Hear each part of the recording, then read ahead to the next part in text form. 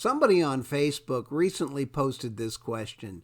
Do you remember your fifth grade teacher?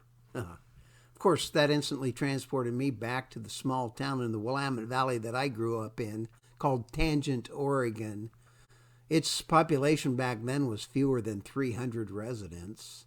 Tangent is an agricultural town and was the site of a railway station on the Southern Pacific Line, 7 miles south of Albany, Oregon. Its name referred to a straight stretch of the line with no curves for more than 20 miles. Those railroad tracks ran right behind our house. As kids, we often walked them to school and back. I attended Tangent Elementary, a building with 2 floors and a lot of stairs as I remember. That's me on my first day of school in 1959. And yes, I remember my 5th grade teacher, Mrs. Thomas. Mrs. Thomas taught both 4th and 5th grades in our school. She was easily the most influential teacher of my entire education. I will never forget her reading the novel Black Beauty to us every day, a chapter or 2 at a time, weeping over the sad parts. And I was in her class the day JFK was assassinated, November 22nd, 1963. When Mrs. Thomas heard the news, she bawled like a baby. She was a remarkable woman, an intuitive encourager, and Mrs. Thomas influenced both my writing, reading my short stories to the class, and my artistic efforts. She taught me how to use watercolors in a way I'd never thought to use them before. And in the 5th grade, I wrote and published a school newspaper, with her encouragement, which I named the Tangent Tornado. I continued it into the 6th grade. There were 5 editions all told, I remember, a single page front and back.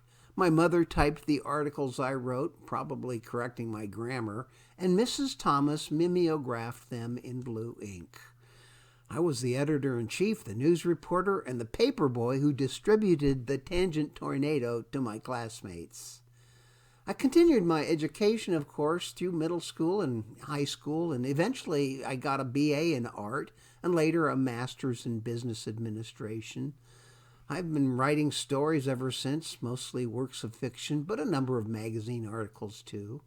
And my paintings, though certainly no Rembrandts, hang on the walls of some very fine friends of mine.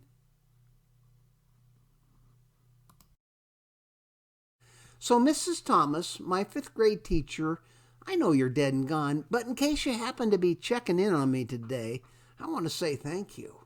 From the bottom of my heart. You did your job well. And if you happen to be a school teacher, or if you have ever been a school teacher, let me take a moment and say thank you. Thank you, all of you, for the amazing things you do. I know it's not easy educating children, caring for them as if they were your own, but for the encouragement you give, the inspiration you provide, and the hours you put in correcting papers and monitoring the schoolyard at recess and, well, whatever else it is that you do. Thank you.